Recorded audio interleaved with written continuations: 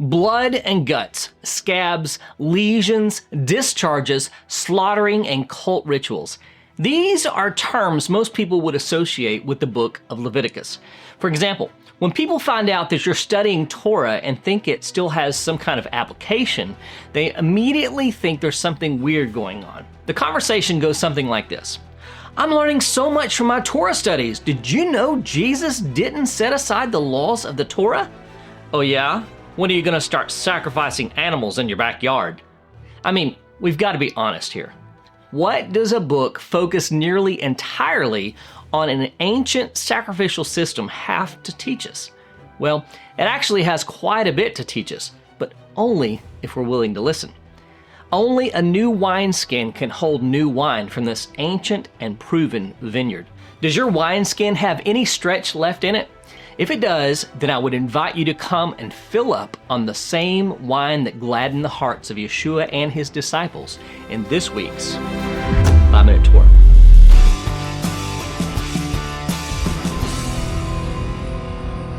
Welcome back, Torah Tribe. You're watching the channel that connects disciples of Yeshua to the eternal Torah of God.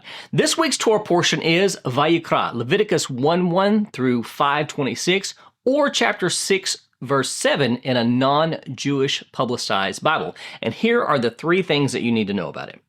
Number 1, resolution to the problem. What do I mean by this? Well, let me start by saying this is a great insight made recently by my wife that I think you'll really appreciate. As I've noted, this week we begin the book of Vaykira, or Leviticus. Last week we concluded the book of Shemot, Exodus, with the Mishkan, or tabernacle, being erected and the Kavod Hashem, the glory of the Lord, filling it to the extent that no one, not even Moses, could enter. Thus the book of Exodus closes and we're left with a cliffhanger. What now? How were the children of Israel supposed to enter the tabernacle and perform its service? Most people who have studied the Bible for any length of time seem to miss this little problem, but it was real, and the children of Israel needed a solution. Fortunately, the book of Leviticus picks up where Exodus left off by explaining the procedure for which God may be approached in his holy house. It may seem like our entire Torah portion is simply focused on the detailed laws of various sacrifices that were supposed to be brought to the Mishkan, the tabernacle. However, if we take a deeper look, we can see that these details are what allowed the children of Israel to engage with the God who had redeemed them in a tangible manner.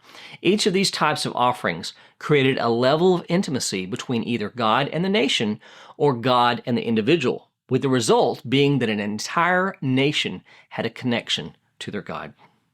Number 2, the beginning of beginnings. To the average Bible student, there's no more gruelingly painful book of the Bible to study than the book of Leviticus. Yet, according to tradition, Jewish children start their biblical training here with the book of Leviticus. Why here? The Midrash says, "Let the pure ones come and study the laws of purity."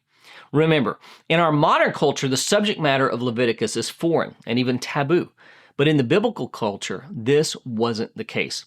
We have distanced ourselves from the things that the Bible places value on and created our own value system that doesn't know how to distinguish between pure and impure, holy and common. Maybe if we taught our children from Leviticus as they were growing up, they would have a better understanding of God's values than you or I did, and wouldn't think of it as something so foreign or weird. It would almost be like we were hearing the heart of God. Oh, wait a minute, that's what it's supposed to be. Number 3, salt of the covenant. This week's Torah portion includes an odd requirement for all grain offerings that were brought to the tabernacle or temple. Each of them was to be brought with salt. Since the temple is currently not functional, our sages created a tradition to remind us of this fact. Each Jewish home should have salt along with any bread served at the table.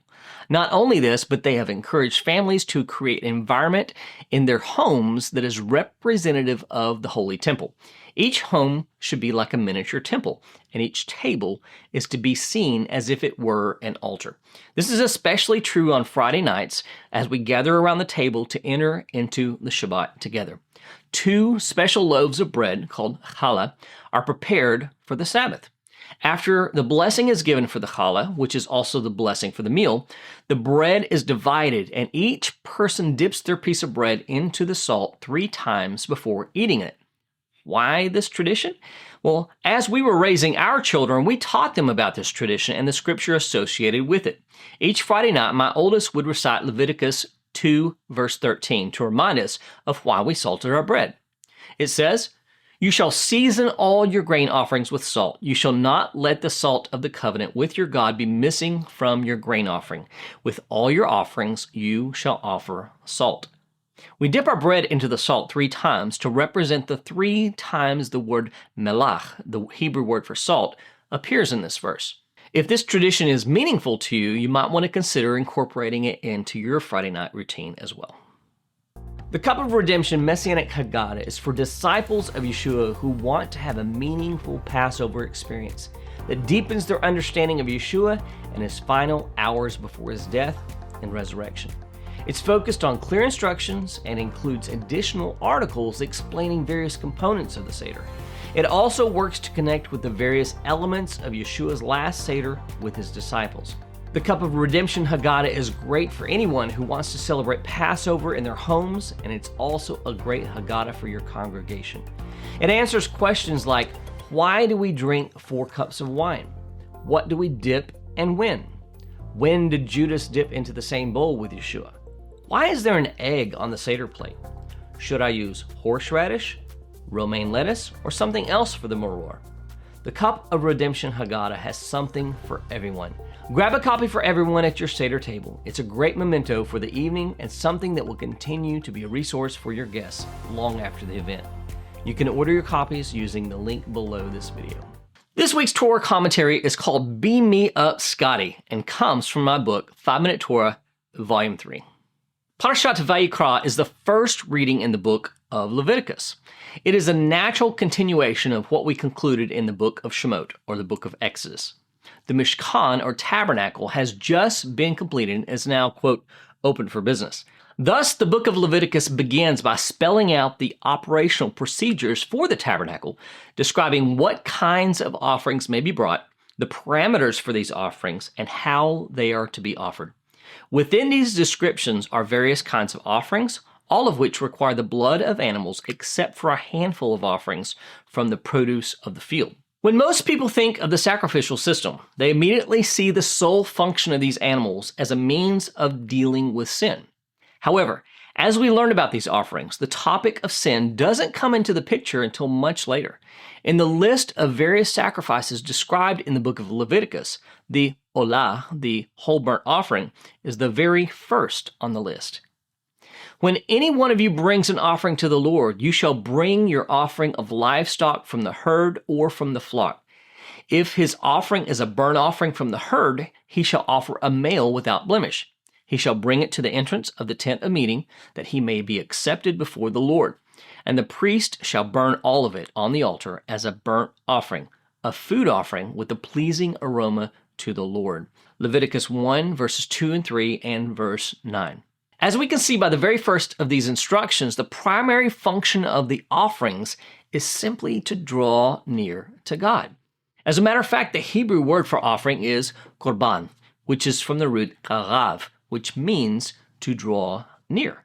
But some may object that these sacrifices are indeed associated with sin, especially since atonement is explicitly mentioned in the instructions for the olah.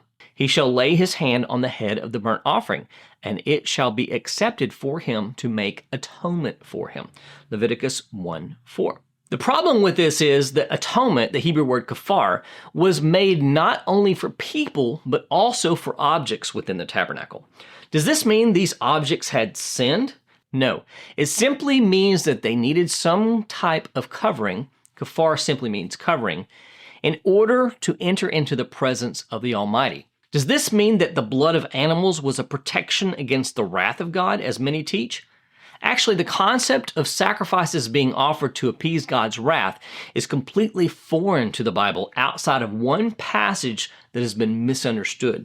Since, therefore, we have now been justified by his blood, much more shall we be saved by him from the wrath of God. Romans 5:9. In context, Paul is simply stating that the death of the Jewish Messiah was not only able to deliver his own people from their sins, but also former pagans. The very next verse also tells us that his resurrection brought us salvation. For if while we were enemies, we were reconciled to God by the death of his Son, much more now that we are reconciled, shall we be saved by his life. Romans 5:10. Returning to our topic, we have an unresolved issue.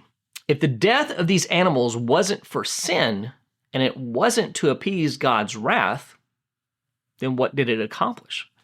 First, we need to understand that the point of the sacrifices was not the death of the animal. Killing an innocent animal doesn't do anything on my behalf. Unfortunately, however, the death of the animal is a byproduct of the true reason these animals were slaughtered in the tabernacle and in the temple. The Torah spells out the purpose of ritual slaughter a little later in Leviticus. For the life of the flesh is in the blood, and I have given it for you on the altar to make atonement for your souls, for it is the blood that makes atonement by the life. Leviticus 17:11. The entire reason animals had to be slaughtered wasn't for death, but for life. Before the animal was slain, the petitioner had to place his own hands on his head and invest it with his own identity. Once the animal was slaughtered, the blood, the life of the animal, was splashed against the sides of the altar. As I have previously discussed in my book 5-Minute Torah Volume 1 in Parashat Acharei Mot, the tabernacle functioned as a type of bridge or gateway that linked heaven and earth. The altar can be seen as the portal that leads from one dimension to the other. As the blood of the sacrifice was splashed on the altar, it was as if the soul of the petitioner had walked straight into the presence of the Holy One of Israel.